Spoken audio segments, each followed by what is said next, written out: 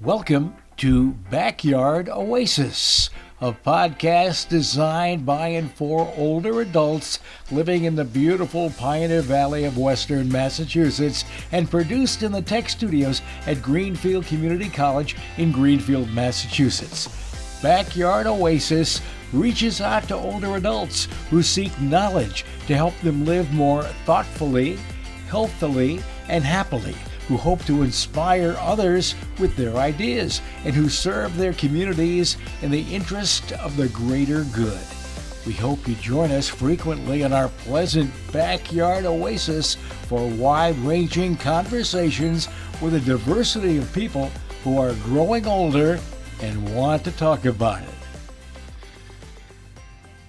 Hello, this is Chad for Oasis. Our program today is one in the series of podcasts for Oasis Backyard. Today we have Jessica Gifford in our studio. She's a licensed social worker whose work focuses on helping people build stronger connections in their lives. She created the Project Connect program to provide a fun, easy way for small groups of people get to know each other and develop positive relationships over the course of 6 sessions. Jessica offers facilitator certification training to individuals and organizations that want to run Project Connect groups and build connection. Over 10,000 people have participated in a group. So as I said, welcome, Jessica. I thought one of the things we might do at the front end of today's show is, develop the background, the field, or the system in which this whole idea of isolation is embedded. We've been on the planet for 2 million years, and today, I think if we lick our finger and stick it up into the winds of elder services, this term has become a hot word in that field today. I like to think that, again, after being on the planet about 2 million years, that things were copacetic until recently. I think, the neighborhood is disintegrated a bit. The extended family certainly has, and it's almost to the point where the nuclear family is dispersed as well. I have plenty of ideas of why that's happening, but when I was growing up, I grew up on the Mason-Dixon line, so grandma was the way we said it, and we actually had great-grandma in the house. She came and spent, 3 to 5 years at our place, 3 to 5 at the cousins, and so on. Even in my generation, I did take care of my grandmother in my parents' home. She broke her hip, and although we had moved from Baltimore, Maryland to Boston, Massachusetts 20 years earlier, it was time for her to have a helping hand. So, for me, the family is the building block of society. And so I think it's a good idea that the elder services industry is starting to look at isolation. It's not only in that population because 1/3 of Americans live alone. You add 10% to that, and that's what you come up with for the elders, and that's growing in both populations. So I'm glad you're able to come in today and talk about your program. I don't want to be a blabbermouth, so let me give you a chance. Can you give me a definition of isolation? Sure. Well, thanks for having me. Or loneliness, because they don't always go together. No, they're overlapping, but connected. So thank you for having me. I'm happy to be here. Happy to be talking a little bit more about loneliness, but more importantly about how we can build more connection into our lives. And as you were saying, this is an issue that is getting more media attention right now. It's something that has been kind of escalating over the past few decades. So, you were talking about the 2 million years that we've been on the planet. 30-member tribe. Yeah, and we used to live in tribes and small communities and have become a little bit more isolated over time. So, in terms of isolation, that's typically defined as sort of who you're physically surrounded by, so not being in the physical presence of other people. So you mentioned more and more people living alone, so they could be experiencing social isolation if they're homebound or if they're not getting out and doing social activities. So this is real people in society. This is not a monk in a cell somewhere up on a mountain. No, it's people, everywhere. Many people feel isolated. So, I think you mentioned about a third of seniors live alone. About a quarter of seniors, according to a survey by Cigna, feel socially isolated, which again is about contact with people. Loneliness, on the other hand, is more the subjective experience of not being satisfied with your relationships or your social life. So the feeling of disconnection. So lots of overlap there, but some differences. And in fact, 43% of people who are 60 and older feel lonely. So loneliness rates are actually higher than social isolation rates. Is there any way for someone to look at themselves and say, my driveway is a mile long and out at the road there's nobody for 3 miles. I don't feel isolated. How can I tell if I'm lonely? Yeah, so that person, if they're not, if they don't have visitors, if they're not getting out, they would be socially isolated, but they might not feel lonely if they're maintaining great relationships with their family members or with friends, either virtually or even just even if they're not having day-to-day connection, but they feel connected because they know those relationships are still important to them and they still know that they're cared for, that they're loved. And so it's isolation is about sort of the day-to-day contact. Loneliness is about the feeling. And so people would know just by kind of checking in with themselves about how they're feeling about their relationships. Are they having as much interaction as they want? Are the quality of those interactions what they want them to be? A confidant, for instance. Because lots of times people interact, but they might be interacting in a superficial way where they're still not getting their emotional needs met. And so they might feel lonely even if they're surrounded by people. I have an older friend who really only has relationships with the clerks in the stores. And so it's a little limited. To me, it sounds like there might be some depression added to that loneliness.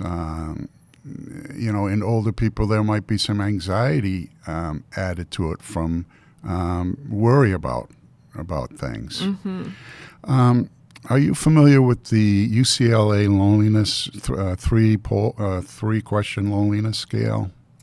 Yeah, so that's a scale that's used to assess loneliness, and it can either be a 3-question scale or the longer version as a 20-question scale. So it's kind of what is most commonly used to measure loneliness. And I want to get back to something you said about, your friend who, their primary interactions are with clerks. And that actually can make a difference to loneliness and to mental health. So even those types of interactions with strangers are important, and they have an impact, but also important are those closer relationships with friends and family, the confidant like that you mentioned, which is, like the person or people that you can talk to about what is really going on in your life and how you're feeling about it. Deeper relations. Yes. Yeah. So one thing that I have been wondering, we studied this issue, 50 years ago. We came at it from belongingness, mutuality, that end of it, instead of lonely and isolated. Have you given any thought to the difference there? For me, it seems that isolation and loneliness is more about the individual, more somewhat saying there's a pathology or something there. Where belongingness, this is the issue, it's being with other people, is more from a kind of social perspective and less labeling of pathology. So I would say belonging is also really important to mental health and well-being and to physical health. But belonging is, you're right, it's not necessarily that interpersonal one-on-one. It's like, do you belong to a particular group? And so it could be, the group could even be your family. Like, do you feel like you belong in your family? Do you feel like you belong in your workplace, your school, your, where you volunteer? And so it's also a little bit different than like fitting in, but it's a sense of being valued by that group and feeling like you're able to be yourself in that group, that you're valued for who you are, that you don't have to kind of contort yourself and try to be somebody different in order to fit in or to be liked or accepted. Okay.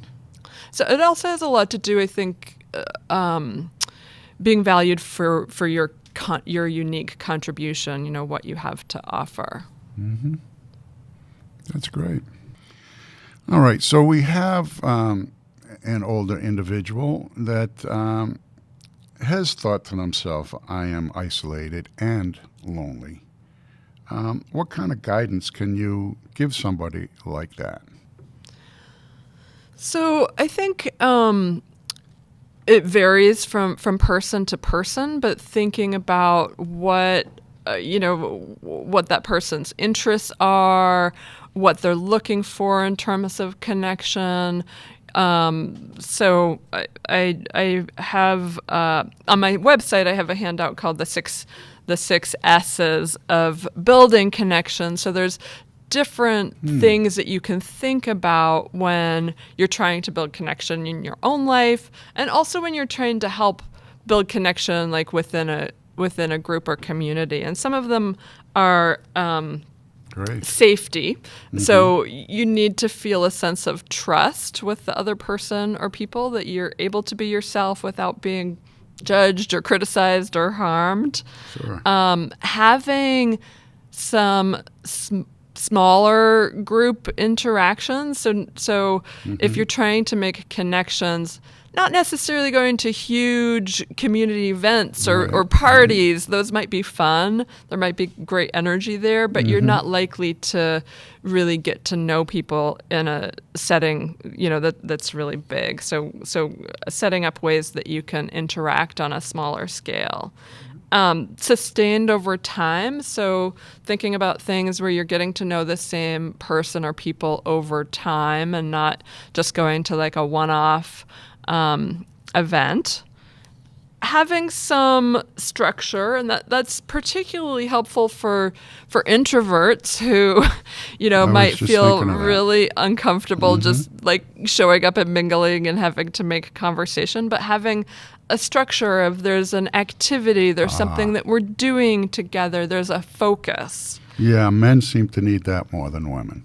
Yeah, I think, I think activity. both, but definitely I think men may feel more comfortable like doing something together rather than we're just going to talk and make a conversation, share.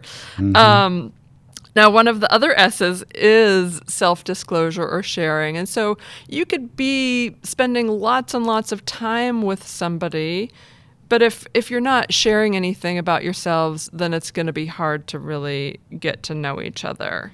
Here I'd like to interject my idea of the bullseye. What I mean by that is, on the outside are people that you see, not even acquaintances really. A little closer in are our acquaintances. You might have an inner circle inside of that of friends. And then there's people in the bullseye that are really close, family, 2 or 3 very close friends. And I think I'm more familiar with people who try to rush through those rings and pull someone in who's way on the outside. You mentioned the idea of time and consistency. So over time, continue to do friendship maintenance. Mm-hmm. Check in with that person. Yes. There's letters, there's email, there's telephone calls, texts, all sorts of ways. And over time, they may move towards a more inner circle. Folks may move from an inner circle outward. But it's a thick picture of an individual embedded in our society, our neighborhood, and so on. I think personal disclosures in and of themselves can help move people further in, but it's a thing of timing. Yeah, so time is also very important, and actually, what the research shows is that people who are closer to the end of their lifespan, their time is a little bit more prioritized, so they're more likely to invest in those inner circles of connection rather than, yes. The 200 acquaintances they have. So it kind of prioritizes investing time in the closer relationships. And that's true, I think, also when people are in times of crisis. So maybe during the pandemic, that was a time of kind of focusing on connecting with and maintaining your inner circle of connections rather than expanding outwards and meeting new people. All right. I think we got to the 4th S, was it, or the 3rd? I think we got to the 5th S. Okay. So the last S is shared experiences, which just, it's not mandatory, but when you have people who have common interests or shared values, shared identity, that gives you common ground. So it gives you a place to make conversation and to relate to each other. And so that can really help accelerate connection. And you had mentioned just the importance of investing time in relationships, which absolutely you need to keep investing time to sustain relationships and keep them healthy. But I think you can speed up getting to know someone and connect with someone by focusing on some of these S's that I've covered and by sharing about yourselves and things like that. So it doesn't have to take a huge time investment to get to a place of feeling comfortable with somebody and feeling like you like each other and want to spend time together. Very handy outline for us to look at. In fact, for those who wish, any URLs or links or other information that we mentioned on the show today will be on the site with the podcasts. You can look there. Your pen doesn't have to keep up with the speed of our word. You'll be able to see it there on the site. Yeah, so for people who want to download that and look at the 6 different S's and have that, they're welcome to visit my site in the free resources section of it. Great. All right, I see we're getting short on time. I wonder, we haven't touched on this Project Connect. I understand it's nationally offered, so I'd like to give you a little time to talk about that. Sure. So I created the Project Connect program 5 years ago because I was seeing these high rates of loneliness and people just having trouble connecting. I think, in the media, I think there's this idea of like friendship should just happen naturally, organically. You know, and if it doesn't, there's something wrong with you. Right, and if it doesn't, if you're lonely, there's something wrong with you. Or if you're not making friends, there's something wrong with you. And that's not true, and it's just not happening. And so I really wanted to create a way to just facilitate people getting to know each other and making those connections. And so the Project Connect program meets in small groups of about 5 or 6 people. Would this be through what, an employer or the YMCA or? So really anybody who's interested can get trained and certified to become a facilitator to lead groups. And so most of the groups right now are in schools, colleges, and workplaces, but they could be offered at a senior center, you know, at the library. They could be offered really anywhere where there's a trained facilitator who's offering a group. And, you know, any of the listeners who want to become facilitators can also look on my website and get trained to become a facilitator. And so, you know, it's a peer, you know, who's trained, who's leading the group through a series of conversation prompts and activities that just help them get to know each other. And so it's just meant to make it fun, easy, more comfortable to connect because everybody's there for the same reason. I'm imagining something like this by a town. The town would offer this as a preliminary exercise to any kind of citizens' participation effort, such as a charrette, a townwide charrette, or, you know, open space technology or any of the other World Cafe, any of the other formats that are currently being used to engage citizens of the town in things like master planning, decisions around financial planning for the town and so on. Could you see it as a preliminary exercise like that? I'm not getting a sense of the length of time that you'd be involved in Project Connect. So I'm not sure what a charrette is. So first of all, what is that? Different group decision-making models. Okay. Strengthening citizens' participation in a process. Yeah. How else could I describe it?